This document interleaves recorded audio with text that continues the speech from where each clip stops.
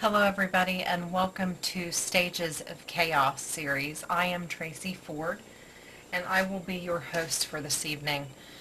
We have gone over the first three stages of chaos, which is shock, denial, and fear/survival.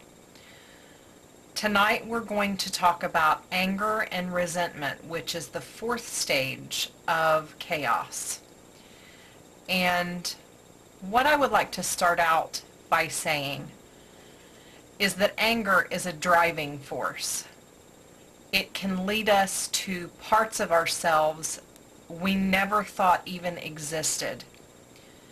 It can motivate, yet it can destroy. It can wound. It can provide an escape from the hopelessness we feel, but it can also fuel that hopelessness. It also leads to resentment, which is quite a dark place to be. Anger is an emotional response to a threat. It basically says you've been violated, or a boundary has been violated, and now you're mad. This emotion often leads to some kind of retaliation, whether it is physical retaliation, whether it is emotional retaliation, where you're either beating yourself up or someone else emotionally, or it can even lead to legal retaliation. Fear of being out of control or not knowing what's going to happen feeds into anger.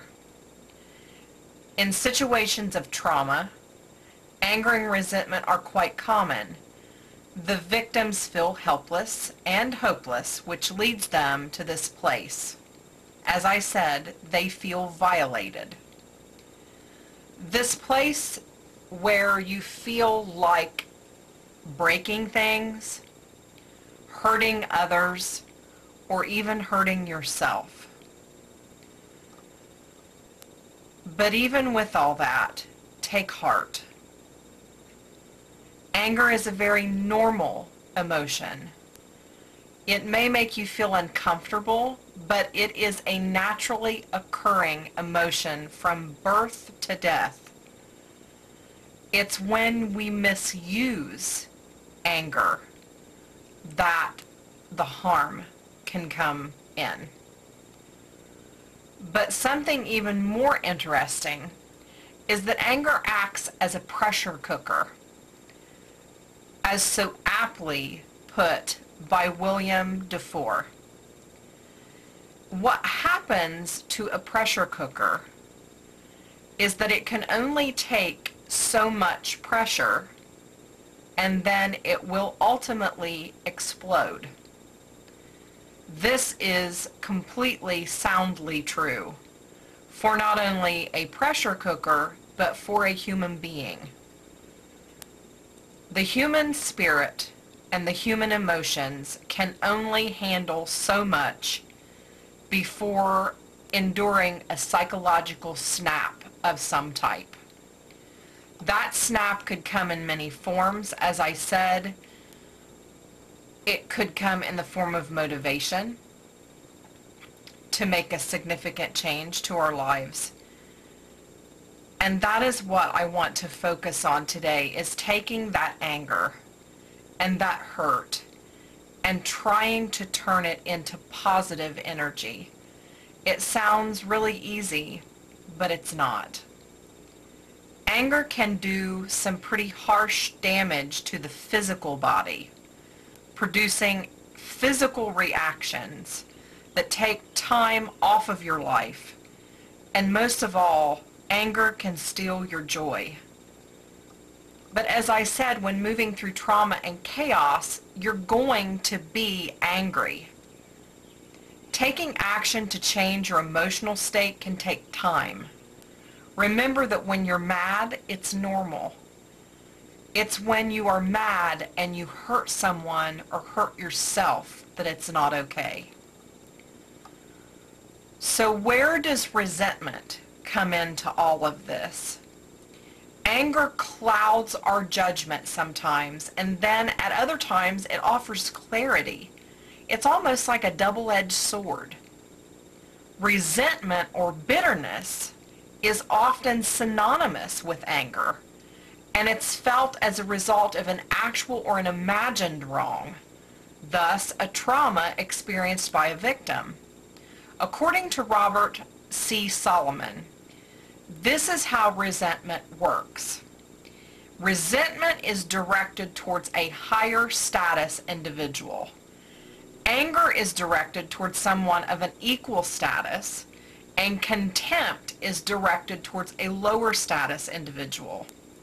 But no matter how you look at it, resentment comes from an emotionally negative experience, and our minds relive that experience over and over and over again, thus fueling the already live anger and nurturing it into the resentment phase of the stages of chaos. Sometimes resentment can even look like remorse. If you're sorry for a situation that you feel you've created, you're not only angry with yourself, but you can become resentful of what's happened, as well as being resentful towards your own self, your own being. Overcoming this stage is even more difficult with the onset of stage 5, which is depression, which we will talk about next time. For now, try to remember that no matter how dark or devastating things are, it's okay to go through all of these stages as long as you make it to stage 6 and 7, which is resolve and overcoming. And even though from this distance it doesn't seem possible, it is. And I am speaking for myself as well. Hope is in faith. It's in your belief that there is a greater purpose for your suffering, for your decisions, for your choices, for the place that you are right now. Trying to see the bigger picture is what's most important. Believe me, it's not easy. This journey they call life, it's pretty hard and it's pretty harsh. It's okay to cry, and it's okay to scream, and it's okay to feel like you're going to tear apart from the inside out. It's okay to feel like you've reached the end of your rope. If you didn't do those things, then you wouldn't be human, and in essence, you'd be dead. So at least you're alive, and as long as you're living, you're able to make changes to your situation. You're able to seek out hope and support. Moving through these stages is extremely hard. I'm moving through them myself, and so far I have not seen stages 6 and 7 in my own life. The time frame for anger and resentment is up to you. It's up to you as to how long that stage will last. You can move through these stages as well. It's not just one after the other after the other. These stages often interchange with one another. They're often happening at the same time. But you can decide to be stuck there or to lift your head up and keep trying. Even if others are trying to prevent you from moving on or through these stages, don't worry. Eventually, God will get them out of the way, somehow, some way. Don't let anyone or anything steal your joy. I know it's not easy. I am living this very situation right now. I have good days and I have really bad days. But I try to remember that there is a reason why God is pushing and pulling me through all of these steps. There's a lesson somewhere that I'm meant to learn, and in this case, perhaps it's a lesson that I'm meant to teach.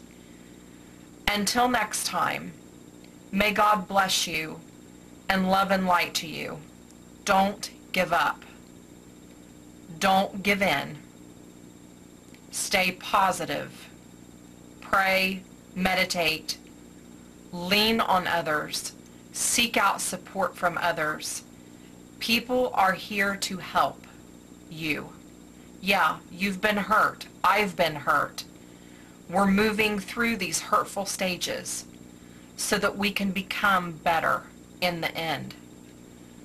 That's the only way to overcome. A friend of mine used to say, and I think I've even said this on prior episodes, the best way to get back at someone is to do well. And I'm not saying that I believe in vengeance or I believe in taking revenge on someone, but that's very sound advice. You may not feel like you're doing well, but try. Try to do well. Because for all of those that have hurt you and that have put you in a situation that you find to be hopeless, doing well and overcoming that situation is the best way to prove yourself. For next time, we will be talking about stage 5, which is depression. One of the most difficult stages to work through in any human experience is depression. Until then, again, God bless you and keep you, and love and light to you. If you have any questions about today's lesson or any of the episodes prior, please contact me.